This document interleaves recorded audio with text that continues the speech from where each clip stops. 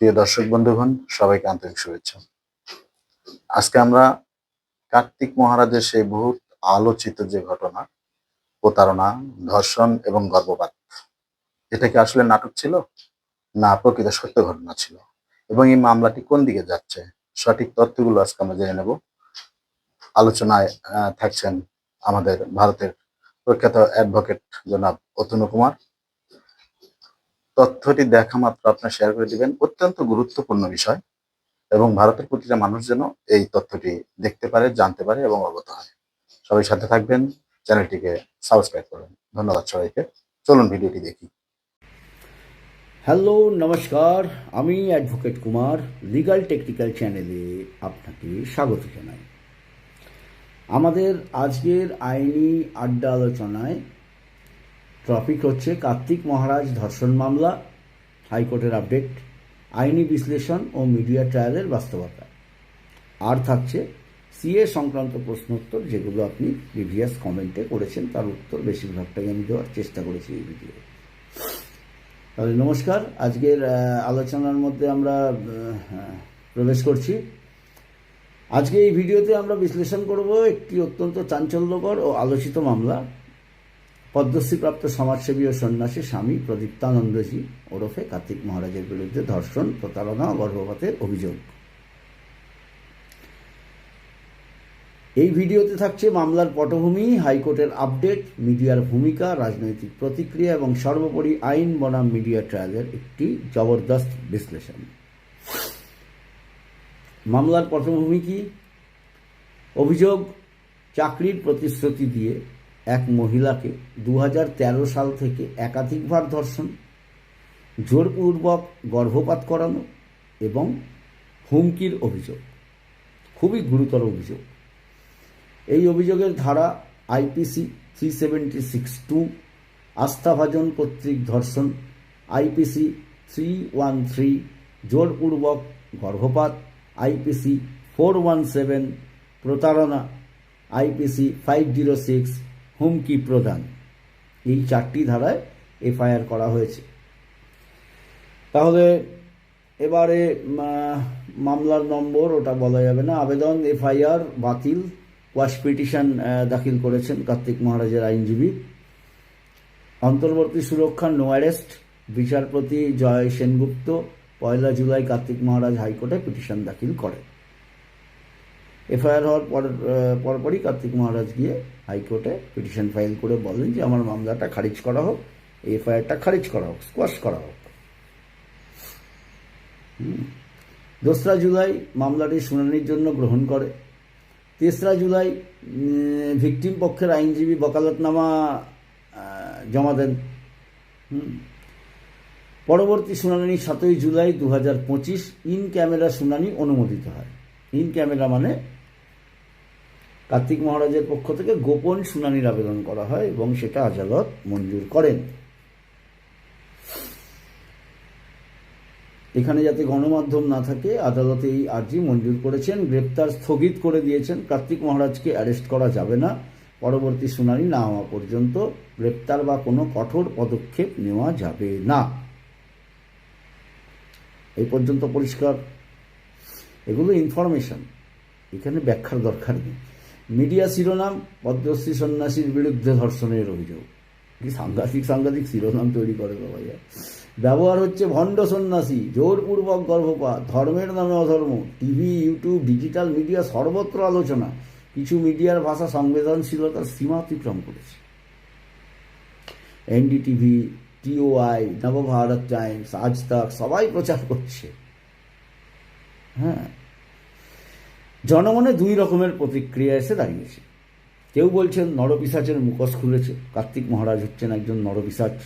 তিনি একজনকে চাকরি দেবেন বলে দীর্ঘদিন ধরে তাকে ডেকে ডেকে ধর্ষণ করেন, আর উনি গিয়ে গিয়ে ধর্ষিত হন, এরম একটা অভিযোগ।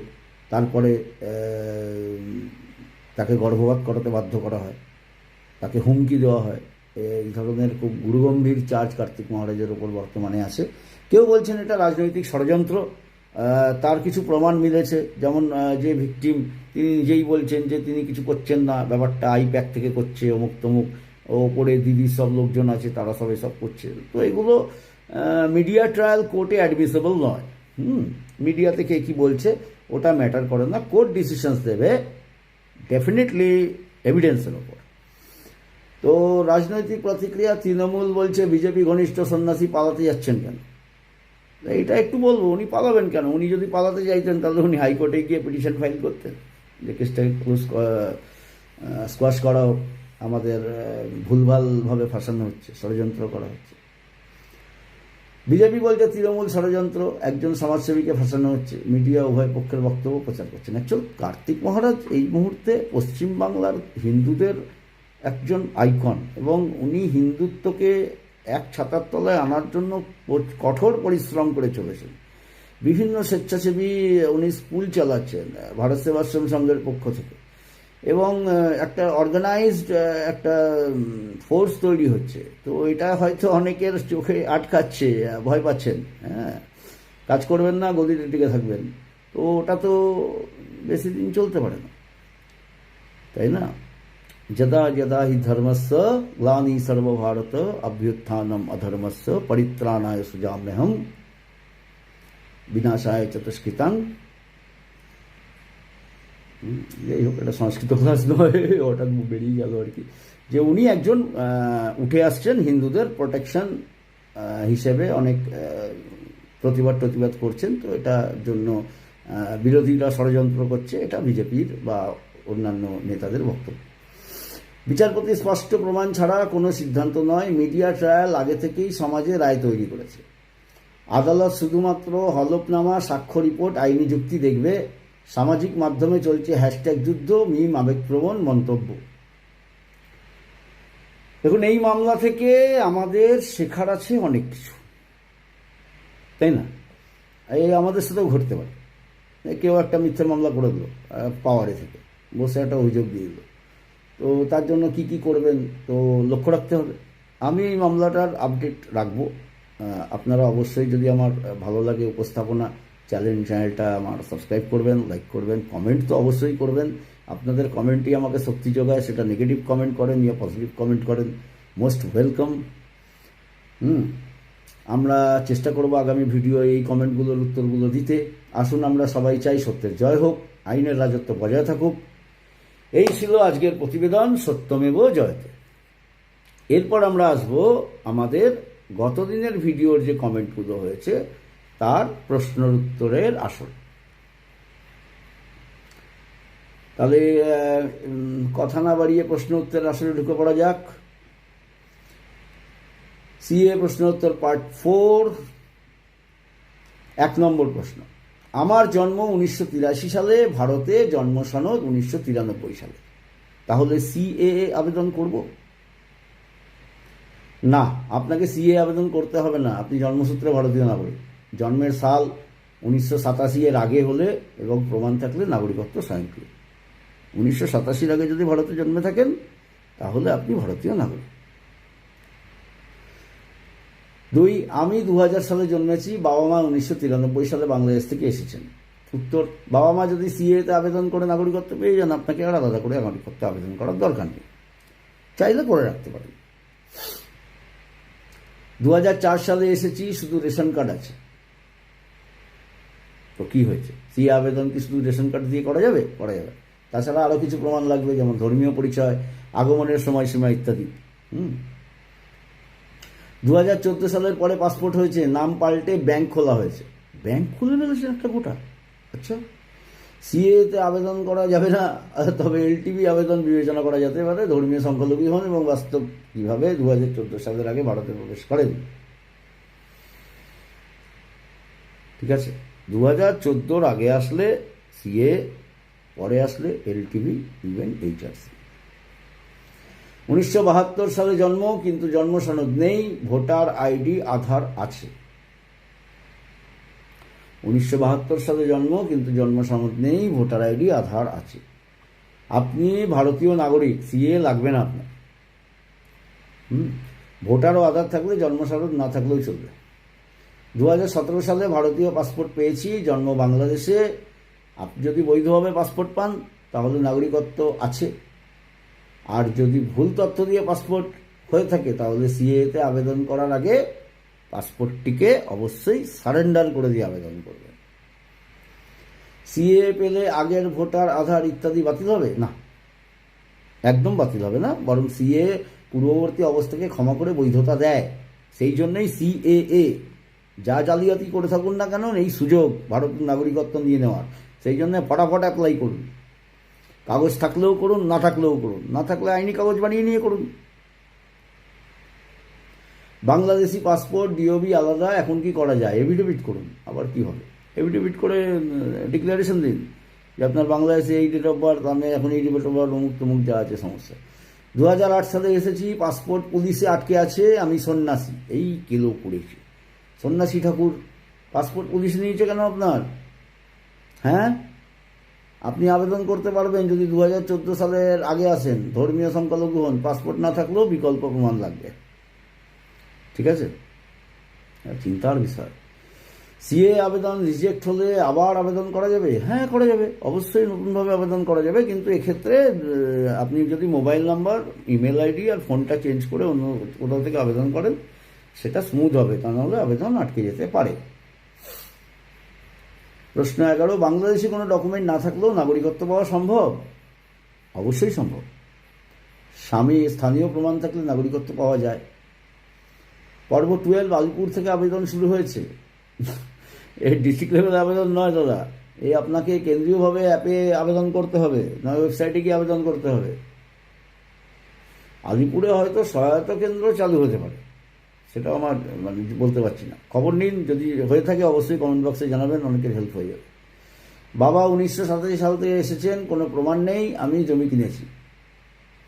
আপনার নিজস্ব ডকুমেন্ট থাকলে আবেদন করতে পারেন। 2005 সালে বাবা মা এসেছেন, আমি এখানেই আছি, রেন্ট রিসিপ্ট আছে। হ্যাঁ, আবেদন করতে পারেন যদি ধর্মীয় সংখ্যালঘু হন এবং আগমনের প্রমাণ থাকে। যদি প্রমাণ করতে পারেন 2014 সালে অমুক ডেটে এসেছেন। কীভাবে প্রমাণ করতে হবে সেটা আমি পূর্ব ভিডিওতে বলে দিয়েছি। এলটিভি করতে কি লাগে? খুব ভালো প্রশ্ন। ধর্মীয় পরিচয়, প্রবেশের প্রমাণ, ঠিকানা, ফটো, ডিক্লারেশন দরকার হয়। সময় লাগে 3 থেকে 6 মাস। ঠাকুরদার ভারতীয় জমি ছিল, আমি নাগরিক? না, জমির ভিত্তিতে নিজের আগমনের তারিখ ও প্রমাণ তো থাকবে না জমিতে। আপনি যদি 2014 সালের আগে ভারতবর্ষে জন্মে থাকেন, 1987 আগে, তাহলে আপনি নাগরিক। আর যদি পরে বাংলাদেশ থেকে এসে থাকেন, সিএতে আবেদন করতে পারেন। 14 পরে আসলে এলটিভি, ইভেন এইচআরসি। 2013 সালে এসেছি, আবার আধার ভোটার আছে, আপনি সিএ আবেদন করতে পারবেন, আরামসে পেয়েও যাবেন।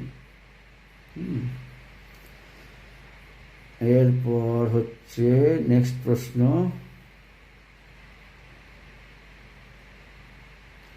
হ্যাঁ, নেক্সট প্রশ্ন হচ্ছে, আমার বাবার 1951 সালের রিহ্যাবিলিটেশন সার্টিফিকেট আছে, 1951-এর। তিনি স্ক্যাগে চাকরি করতেন, আমরা 3 ভাই বোন ইন্ডিয়ান সিটিজেন। হ্যাঁ, আপনারা জন্মসূত্রে নাগরিক, সিএ প্রযোজ্য নয়। আপনার বাবা ভারত সরকার দ্বারা পুনর্বাসিত হয়েছেন এবং সরকারি চাকরি করেছেন, এটা নাগরিকত্বের স্পষ্ট প্রমাণ। আমার রেশন কার্ড 2011 সালের, কি এটা দিয়ে আবেদন করা যাবে? সিএতে আবেদন করা সম্ভব, তবে রেশন কার্ড একমাত্র প্রমাণ হিসেবে যথেষ্ট নয়। আপনাকে আরও প্রমাণ, যেমন পুলিশ রিপোর্ট, ওয়ার্ড কাউন্সিলরের সার্টিফিকেট, শিক্ষাগত রেকর্ড যুক্ত করতে হবে।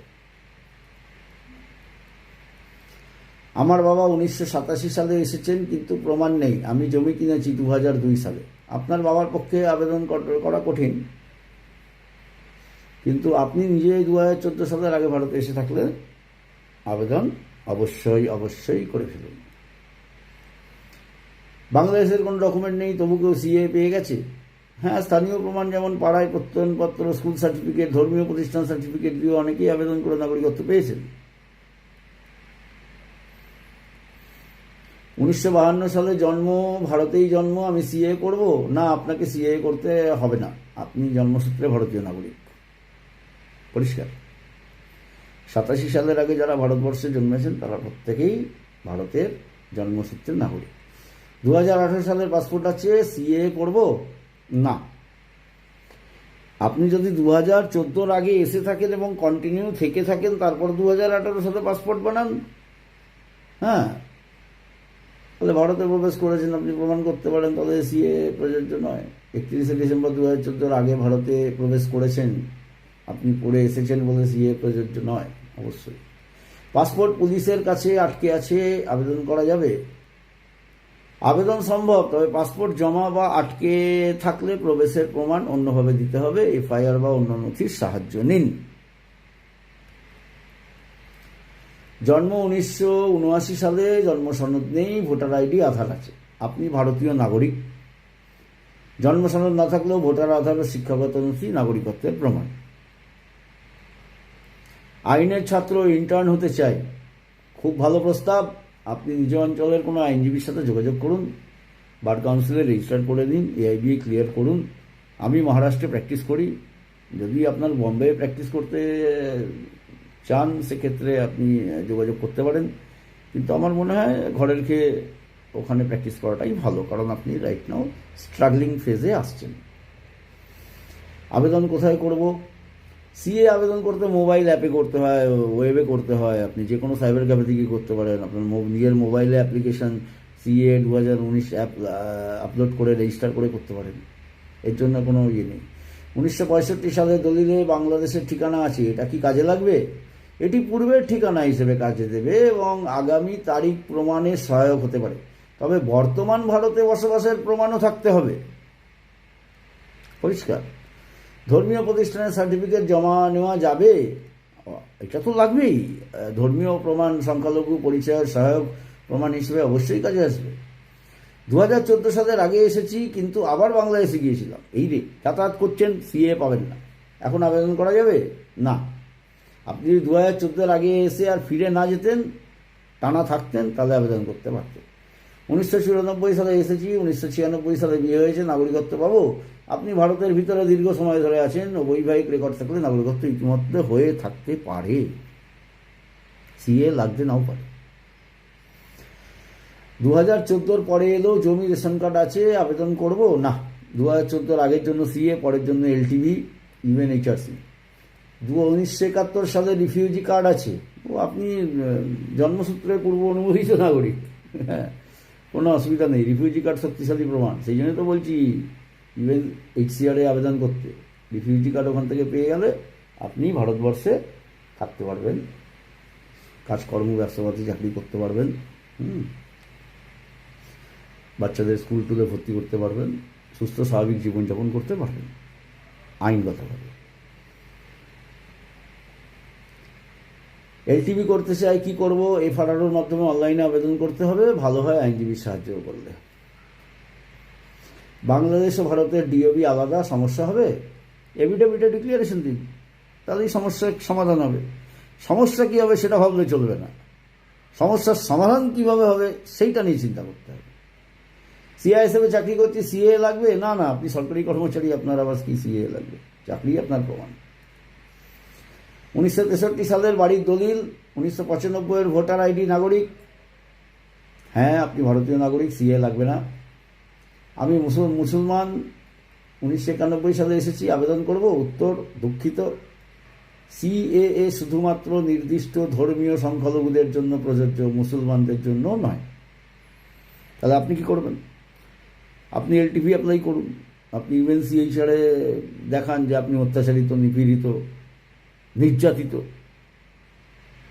তাহলে করে ফেলুন অ্যাপ্লাই। পাকিস্তান থেকে এসেছি, পাসপোর্ট জমা দিয়েছি, সিএ করব?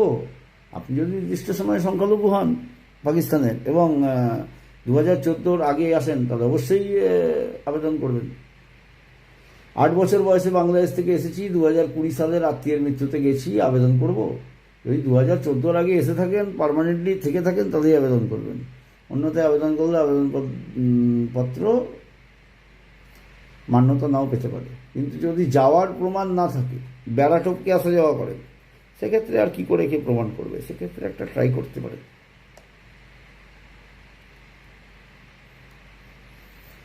তাহলে এই হচ্ছে আমাদের আজকের প্রশ্নোত্তর আসর। এইবার কিছু ব্যক্তিগত কথা, যেমন এই ভিডিওটা আমি ডেটা তথ্য অনুসারে বানাই, এখানে আমার নিজস্ব কোনো রকম ক্রিয়েটিভিটি নেই, 1 নম্বর।